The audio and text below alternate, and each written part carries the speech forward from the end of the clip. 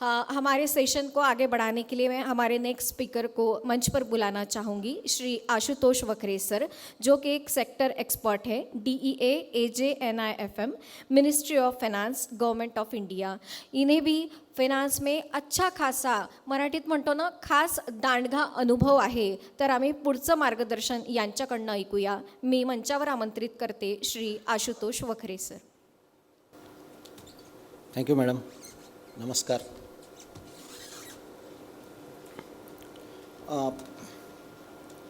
Sir ने जो start किया that was more about broad guidelines and मेरा जो पार्ट है that is more about current market और जनरली क्या देखना चाहिए या अराउंड दैट. सो थोड़ा सा डिफरेंट है दोनों टॉपिक्स. दिस इज़ वेयर, अच्छा okay, so this is where we are. अभी आज का मार्केट फ्लैट था. हम मार्केट या स्टॉक्स के बारे में बात नहीं करेंगे या म्यूचुअल फंड स्कीम्स के भी बारे में बात नहीं करेंगे. सर जब बात कर रहे थे तब मैं उनसे कुछ पॉइंट्स नोट इसलिए कर रहा था क्योंकि फिर वो कंटिन्यूटी बनती है. एंड सर ने एक पॉइंट जो पहले कहा था इंश्योरेंस के बारे में कि इंश्योरेंस इज़ नॉट इन्वेस्टमेंट और दाल और सब्जी अलग अलग रखो. अभी और लास्ट में फिर किसी एक सर का क्वेश्चन था कि मेरा 1 करोड़ का पोर्टफोलियो टूट गया है and what should I do. So यहाँ पे मैं आपको एक बस कंसेप्ट देना चाहूँगा, लेना नहीं लेना आपके ऊपर है. पर नई नई बातें अगर आप नहीं सीखेंगे, जैसे सर ने एक व्यू दिया कि जो कि एज साइकिल का होता है कि अगर आपकी आयु 60 है, 70 है, 80 है तो आपने कदाचित इक्विटी में बहुत नहीं रहना चाहिए और थोड़ा हाइब्रिड या something like that. See there is a counter to that. जो सर ने आगे कहा कि बच्चों के लिए करना है तो इक्विटी में बने रहिए. सी जो इंश्योरेंस हम टर्म प्लान लेते हैं या जो इंश्योरेंस हम कार के लिए लेते हैं, घर के लिए लेते हैं, आप सब ने कभी पोर्टफोलियो को इंश्योर करने का सोचा है क्या कि मेरा 1 करोड़ का पोर्टफोलियो है, कैन आई इंश्योर दैट. और यहाँ पे टॉपिक आ जाता है डेरिवेटिव्स का. अभी डेरिवेटिव्स के बारे में आपको पता है, आपके ऐप्स होंगे मोबाइल के. आजकल आप जब भी करते हैं तो पहले I agree, I accept, acknowledge.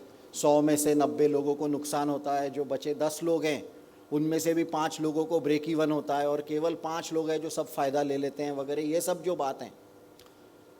पर डेरिवेटिव्स में, और मैं इसमें ज़्यादा नहीं जाऊंगा क्योंकि किसी ने प्रश्न पूछा और रेलेवेंट है इसलिए मैं बस टच कर रहा हूँ, बाद में आप लोग पढ़ लीजिए डिटेल में, कि एक कंसेप्ट होता है प्रोटेक्टिव पुट करके. मैं लिखता हूँ and we stop at that. ये स्ट्रैटेजी है. इनफैक्ट हम लोग जब NISM के लेक्चर्स लेते हैं तो NISM सेबी की संस्था है, तो NISM के जो डेरिवेटिव्स रिलेटेड सेशंस है उसमें एक टॉपिक बाकायदा दिया हुआ है, एक स्ट्रैटेजी प्रोटेक्टिव पुट.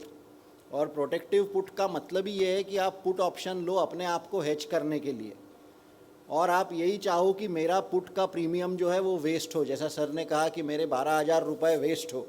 देखो इट इज़ लाइक दिस कि आप इन्वेस्टेड रहो. अब जैसे 4 महीने पहले हमें नहीं पता था कि 26,000 का मार्केट 22,000 आ जाएगा निफ्टी. और मैं बार बार निफ्टी इसलिए बोल रहा हूँ क्योंकि F&O करते हैं तो उसका है. सो प्लीज़ अंडरस्टैंड कि जब आप 26,000 पे है तब हमको पता नहीं था कि 22,000 आएगा. तो आप वहाँ पे अगर एक निफ्टी का पुट ऑप्शन, इंडेक्स का पुट ऑप्शन लेके बैठते हो तो आपका लॉस केवल आपने जो प्रीमियम दिया, जो आप टर्म प्लान लेते हो. आप टर्म प्लान अगर लोगे तो अरे यार इस साल भी मैं नहीं मरा, मेरा 12,000 वेस्ट हो गया, अगले साल भी मैं नहीं मरा, मेरा 12,000, कोई दुखी नहीं होता है नहीं मरा इसके लिए. वही लॉजिक इक्विटी में भी है. आप अपनी SIP स्टार्ट रखिए, जा रहे महीने के 1,000 2,000 जो भी आपका होगा, एंड पैरेलली उसको नीचे से आप लॉन्ग पुट हर साल का 2% 3% आएगा. अगेन आप डिटेल में बाद में देख लीजिए, पर ये आप एक कंसिडर कर सकते हो. और इसको एक कंसेप्ट कहा गया है पिल्ट्समैन प्रिंसिपल. पिल्ट्समैन प्रिंसिपल का क्या मतलब है कि आप जब 2 व्हीलर चलाते हो तो आप धीरे चलाते हो, लेकिन आपने अगर हेलमेट लगा लिया तो क्योंकि आपको पता है कि मैंने हेलमेट लगाया हुआ इसलिए आप फास्ट चलाते हो, यानी कि प्रोटेक्शन है तो आप और रिस्क लेते हो, जबकि प्रोटेक्शन लेना इसलिए चाहिए ताकि रिस्क कम हो।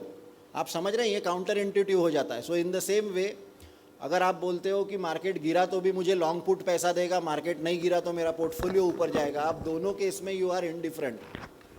और सर ने 2-3 बार अध्यात्म की बात करी तो इसको स्थितप्रज्ञ कहते हैं। तो अगर मार्केट नीचे नीचे जाता है, ट्रस्ट मी, या सेबी स्क्रीनशॉट दिखाना अलाउ नहीं करता है, पर अगर आपने, और मेरे पास है, मैं I mean off the record we can talk about it, session में नहीं, पर अगर आपने अपने पोर्टफोलियो को हेज किया, और हेजिंग कोई बहुत, मैं डेरिवेटिव्स में रिस्क का काम नहीं, आप फ्यूचर्स करो, ऑप्शन शॉर्ट करो ना, मैं केवल बोल रहा हूँ जैसे आप लाइफ इंश्योरेंस लेते हो, जैसे आप कार इंश्योरेंस लेते हो, वैसे आप पोर्टफोलियो इंश्योरेंस लो। और पोर्टफोलियो इंश्योरेंस का मतलब है पुट ऑप्शन लॉन्ग करो।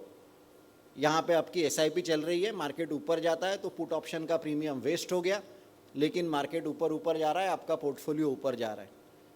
मार्केट नीचे जा रहा है, हर कोई आपको बोलता है मार्केट नीचे जा रहा है, तब मैं वो भी एक छोटा सा एग्जांपल आपको बताता हूँ। लेकिन in fact let us start with this topic. ये एक न्यूज़ मुझे बताना आवश्यक है कि, और आप में से बहुत लोगों को ये होगा, और आजकल ये बहुत न्यूज़ बन रही है कि इस महीने में अधिक एसआईपीज़ बंद हुई और कम नई एसआईपी स्टार्ट हुई। आई मीन जब आपका मार्केट 10% नीचे जाता है तब आपने और बाय करना चाहिए कि तब आपने अपना पैसा रोकना चाहिए या आपने आपका पैसा निकालना चाहिए? हम में से हर कोई मानता है कि पैसा हमने और बाय करना चाहिए, और आप लोग करते भी होंगे, बट द पॉइंट इज कि ये अब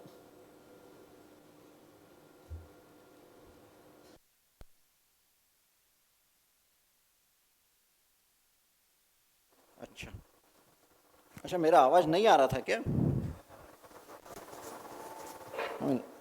पहले बार किसी ने मुझे बोला कि मेरा आवाज़ कम है। चलो ठीक है, okay, so this is not record, या सो द पॉइंट इज़ कि सबसे पहला पॉइंट कि आपको हर कोई बोलता है कि जब मार्केट गिरता है तब आपने बाय करना चाहिए, और यहाँ पे दिख क्या रहा है कि बहुत सारे लोगों ने अपनी एसआईपी, तो कम से कम आप तो भी ये कैटेगरी में मत रहिए।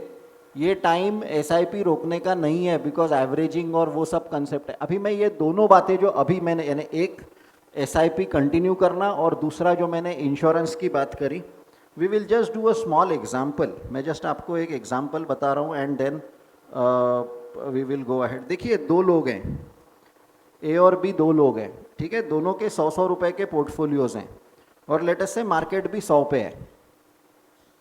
अब फॉर वॉट एवर रीज़न ये इंडेक्स है आपका।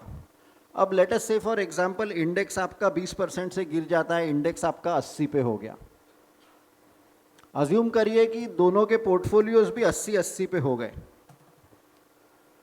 अब यहाँ पे ध्यान दीजिए, अगर ए ने लॉन्ग पुट करके रखा है और उसको हेज करके रखा है, और लॉन्ग पुट के कारण उसको यहाँ पे 10 रुपये या 15 रुपये या कुछ मिल गए, तो अब सीन ये हो जाएगा कि मार्केट 80 पे है लेकिन इसका पोर्टफोलियो 90 हो जाएगा, और जबकि बी का पोर्टफोलियो 80 पे ही रहेगा। सो व्हाट विल हैपन, जब ये 80 का 100 हो जाएगा तो ये भी 80 का 100 ही होगा, लेकिन ये जो 90 है इसका 110, 100 वॉट एवर, लाइक इसका थोड़ा। तो आप ये बात समझिए कि जब मार्केट गिरते रहता है तब पैसा तो डालना है। ये पहली गलती जो वो अभी जो न्यूज़ है कि एसआईपी फोलियोज बंद हुए, ये एक पार्ट। और इससे आगे जाइए कि जब मार्केट नीचे गिर रहा है, मुझे नहीं पता कल क्या होगा, लाइक यहाँ पे किसी ने पूछा कि क्या होगा, आई डोंट नो, पर आप 26,000 पे भी अगर मार्केट है, 22,000 पे भी मार्केट है, आप पुट ऑप्शन लेके बैठ जाओ। जाता है अगर 20,000। अच्छा, दूसरा आपको एक और बात बता, जब मार्केट फॉल की बात हुई है तो चलो एक बार देख लेते हैं शेयर। 92 के टाइम पे 4,000 का सेंसेक्स 2,000 हो गया था हर्षद मेहता के टाइम पे, ऑलराइट। 6,000 का सेंसेक्स 3,000 हो गया था Y2K बबल के बर्स्ट में, 2000 में केतन पारेख के टाइम पे। 50, ये पिछले 25 साल का इंडियन मार्केट का ट्रैक रिकॉर्ड है। 21,000 का सेंसेक्स 8,000 हो गया था, ये सबको पता है। तो गिरने, falling market has no bottom. अगर हम ये नहीं पूछ रहे थे कि 20 का 19, कोविड में मार्केट एकदम से भाग गया, 19 का 20 हुआ, 20 का 21, 22, 23, 24, 25, 26, हम में से कोई जब ये नहीं पूछ रहा था कि इतना ऊपर क्यों जा रहा है या ये गलत है, ऐसा कैसा ऊपर जा रहा है, तर खाली उतरतानाही आपण नको विचारायला नाही विचारू शकत. We should not be asking because it is an markets can remain irrational longer than you can remain solvent. बहुत बहुत बड़े बड़े ज्ञानी लोग हो गए जिन्होंने एक एक दो दो लाइन दे के रखी है. Peter Lynch, Bill Ackman, Warren Buffett, सबकी एक एक लाइन में पूरी लाइफ की मार्केट की फिलोसॉफी है. Market can remain irrational. आप बोल अभी अभी यहाँ पे यानी एक बात जो 21,000, 22,000, 26,000 जो मार्केट है, सो इन द फर्स्ट प्लेस ये सब सेंसेक्स के वैल्यूज़ हैं. अभी अगर आपका निफ्टी 22,500 है, कितना नीचे जा सकता है? No one knows. कब तक जा सकता है? No one knows. कब ऊपर जाएगा? No one knows. कितना ऊपर जाएगा? No one knows. हम क्या कर सकते हैं? हम इंडिकेटर्स पढ़ सकते हैं, हम बेयर्स के बारे में भी सोच सकते हैं, बुल्स के बारे में क्या हो रहा है, क्या हो रहा है, व्हाट इज, ठीक ठाक करके आप एक अंदाज लेके चल सकते हो. आप गलत भी हो सकते हो. सी अंडरस्टैंड, हम सबका एक ओपिनियन बनना आवश्यक है. वो टीवी पे आके 3:15 बजे बोलता है BTST ये स्टॉक ले लो. Do you really think that works? आप अगर आप करके देखो, 100 में से 90 बार आपको वो नहीं जमने वाला है. वो उसमें कोई अर्थ नहीं है. और इसलिए अगर यहाँ पे अभी मान के चलो 100-150 जितने लोग होंगे, अगर सब लोग अपना अपना व्यू रखेंगे तो मतलब है. प्लीज़ अंडरस्टैंड, जब हमने दीपक प्रज्वलन किया या इसको भी investor education, see the important part is education. पाहू तो खरी, लाइक एक दो टॉपिक्स जो हम अभी थोड़ा सा टेक्निकल टॉपिक देखेंगे, we can go wrong, of course we can go wrong, पर कम से कम पढ़ के तो करते हैं. दूसरे की बात सुन के काहे को डिसीजन लेने का, अपनी बात सुन के डिसीजन लेते हैं ना. Are we clear? So let us, so this is the first point. चलो लेट अस स्टार्ट देन. तो ये वाला मैं बंद कर देता हूँ. ये अभी हो रहा है. Okay, let us look at some of the, पहले बेयर केस सिनारियो देख लेते हैं. अभी जब बैड न्यूज़ की बात चली रही है तो आपको पूरा ही बैड न्यूज़ दिखा देते पहले. ये निफ्टी का मंथली चार्ट है, ठीक है. निफ्टी का मंथली चार्ट है, और मंथली चार्ट पे अगर आपको MACD करके एक कंसेप्ट पता होगा,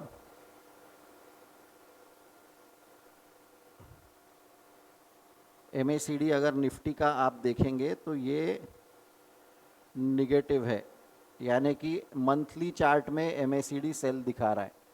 आप इसको वीकली करो, आप इसको वीकली करो, वीकली भी MACD सेल में है. आप डेली करो, डेली भी MACD सेल में है. दैट मीन्स अगर आप में से कोई चार्ट देख के करते होंगे तो आने वाले कुछ दिनों में चार्ट देख के ऐसा कुछ नहीं लग रहा कि मार्केट ऊपर जाएगा. ठीक है, ये हो गया एक part. Now let us come to, but again charts के ऊपर अगर आप करते होंगे तो चार्ट्स को बहुत इंपॉर्टेंस कभी, ठीक है, it is good to know but it is not the most important thing. We will come to an interesting chart. मैं चाहूँगा कि आप इस पे ध्यान दें, और इसमें मैं ये बाकी सब बंद कर देता हूँ. एक्चुअली सभी काम का है, पर आप केवल इसमें ये डेली चार्ट है. ये जो दिख रहा है आपको कैंडल स्टिक्स, ये रुपी डॉलर है, और ये जो पर्पल वाली लाइन है ये आपका निफ्टी है. मैं चाहूँगा आप यहाँ पे ध्यान दें. 23 सितंबर 2024, सितंबर 2024. अभी किसी ने कहा पिछले 6 महीने में, पिछले 5 महीने में मेरा पोर्टफोलियो गिरा. अगर आप देख रहे होंगे तो FII की बिकवाली कैसी, हर दिन न्यूज़ वही आती है, FII बेच रहे, FII बेच रहे, FII बेच रहे. और यहाँ पे अगर आप देखेंगे तो इस दिन से आप देखो, यहाँ से ये निफ्टी है, ये निफ्टी कंटिन्यूसली नीचे नीचे नीचे नीचे आ रहा है. और यहाँ से अगर आप रुपी देखेंगे, इस दिन पे रुपी 83 था, फिर 87 हो गया. यानी कि अगर आप एक बात पे ध्यान दें तो हमारा मार्केट जो मूव कर रहा है वो इंडिपेंडेंट नहीं है कि दुनिया में कुछ भी हो हम कैसे हैं. ध्यान दीजिए, एफआईआई क्यों बेच के जा रहे हैं, एफआईआई क्यों बेच के जा रहे हैं? मैं आपको अभी दो और चार्ट यहाँ पे हम ओपन करेंगे। एफआईआई क्यों बेच के जा रहे हैं अगर आपको ये देखना है तो यहाँ पे आप केवल ये लाल लाइन और ये पीली लाइन देखिए। ये लाल लाइन है अमेरिका के ब्याज दर, ठीक है, मैं इसको और कम मंथली कर देते हैं। ये लाल लाइन है अमेरिका के ब्याज दर, आप यहाँ पे देखिए, ये आपका 2020 या दो, यहाँ से देखिए अमेरिका के ब्याज दर बढ़ने लगे। ये दिख रहा है कि आपको सीधी सीधी लाइन, बाकी आप वैल्यूज पे छोड़ दो, वैल्यूज बाय हार्ट नहीं करने हैं। देखिए अमेरिका के ब्याज दर बढ़ रहे हैं और भारत के ब्याज दर वहीं के वहीं है या लगभग इतना आपको दिख रहा है कि अगर इतना समझ गया तो आप थोड़ा आगे जाइए। देखिए अगर आप एक जापानीज निवेशक है, अगर आप एक सिंगापुर के निवेशक है, अगर आप एक ऑस्ट्रेलिया के निवेशक है, आपको ना भारत से कुछ लेना देना है, आपको ना अमेरिका से कुछ लेना देना है। पर फिर भी अगर आप भारत और अमेरिका दो देश कंपेयर करेंगे, दो अर्थव्यवस्था कंपेयर करेंगे, तो आप कहेंगे America is a safer economy, it is a bigger economy. आपको और सिंपल उदाहरण देता हूं। आपके पास 100 रुपए है और एक कोऑपरेटिव बैंक है जो 8% रिटर्न देती है और स्टेट बैंक ऑफ इंडिया भी 8% रिटर्न देती है एफडी में। सिंपल, मैं आपको लिख के देता हूं थोड़ा सा, अगर आपको ये एक गणित समझ गया ना, 8% एंड 8%, दोनों 8% दे रहे हैं। कौन कौन? State bank and cooperative bank. आप मुझे बताइए अगर दोनों 8% रिटर्न दे रहे हैं तो why will you go to a cooperative bank, right? Right. अगर दोनों में 8% रिटर्न मिल रहे हैं तो आप कोऑपरेटिव बैंक में क्यों, अधिक रिस्क लेके कम रिटर्न कोई चाहे क्यों चाहेगा? स्टेट बैंक में 8%, जब तक कोऑपरेटिव बैंक यहाँ पे 10 या 12% नहीं देगा तब तक आप सोचेंगे नहीं वहाँ पे जाने के लिए, आपके पास पैसा होकर भी। सो इन द सेम वे ये आपका यूएस है और ये आपका इंडिया है।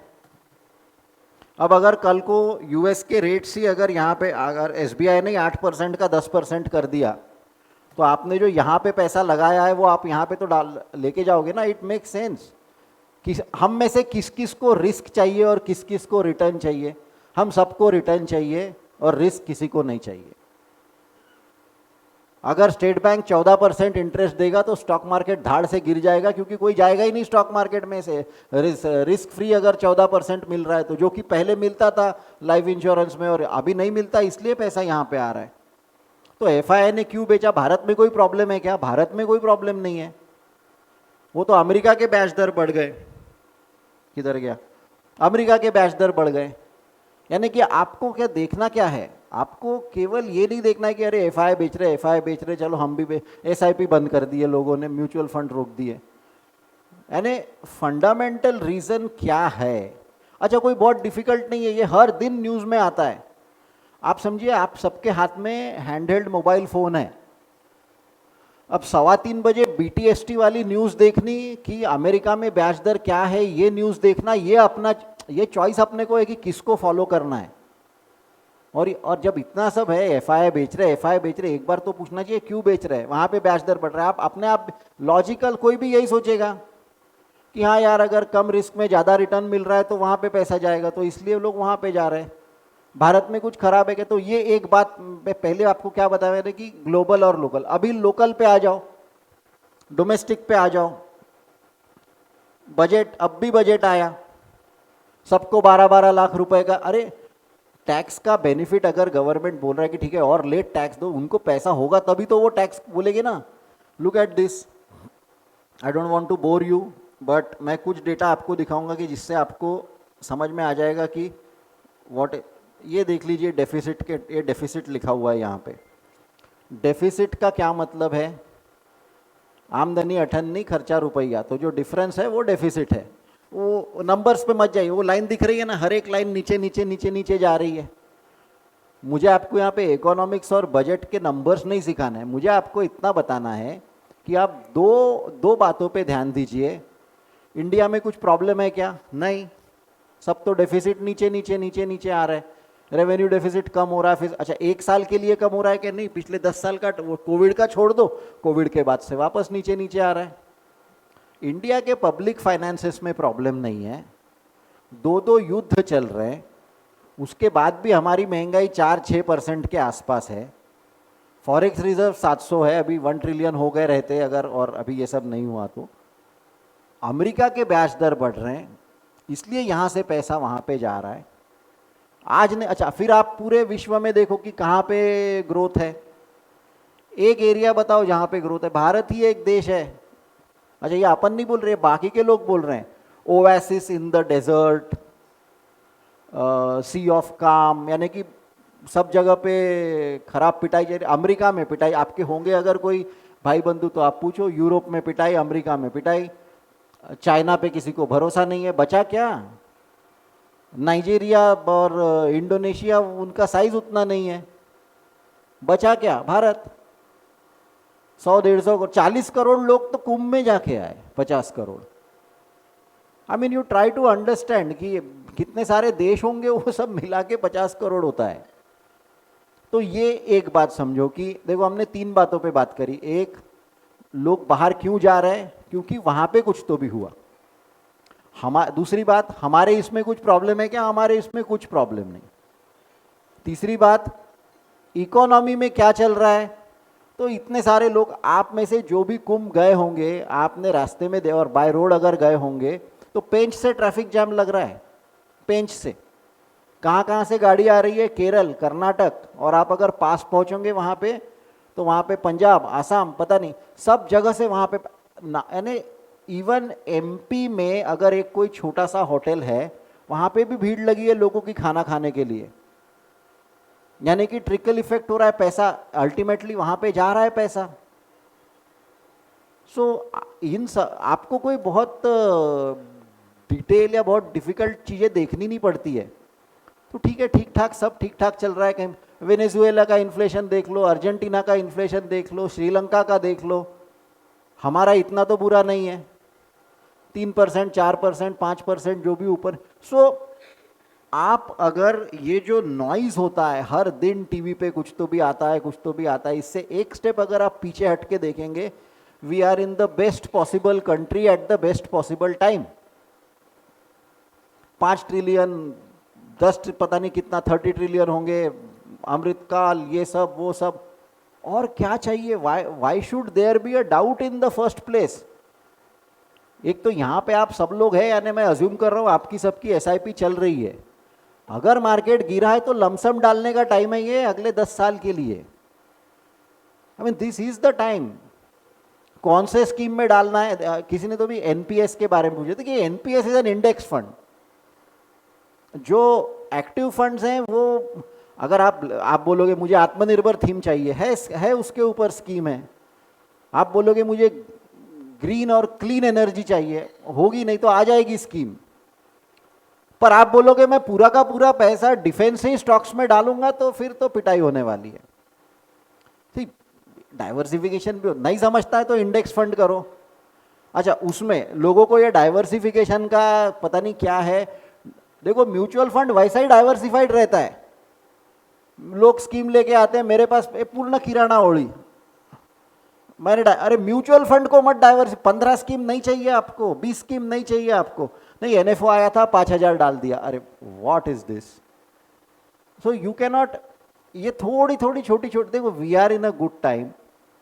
कितने दिन मार्केट गिरेगा? ये डॉलर इंडेक्स पे ध्यान दो, कितने दिन मार्केट गिरेगा? आई डोंट नो कितने दिन गिरेगा, but I am just trying to tell you कि one of the indicators can be dollar index. भी डॉलर इंडेक्स क्या है क्या नहीं, मैं उसके ऊपर नहीं जाऊंगा। मैं यूएसडी आईएनआर की बात नहीं कर रहा हूं, आप समझिए, मैं रुपी डॉलर की बात नहीं कर रहा हूं। एक अलग चीज होती है डॉलर इंडेक्स, आपको आसानी से मिल जाएगा।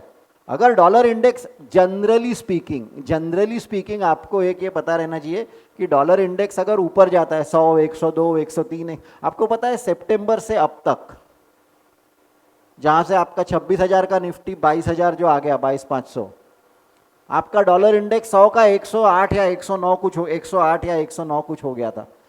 यानी कि अगर आप डॉलर इंडेक्स की तरफ ध्यान देंगे, अब आप थोड़ा पूरा कहाणी समजिए।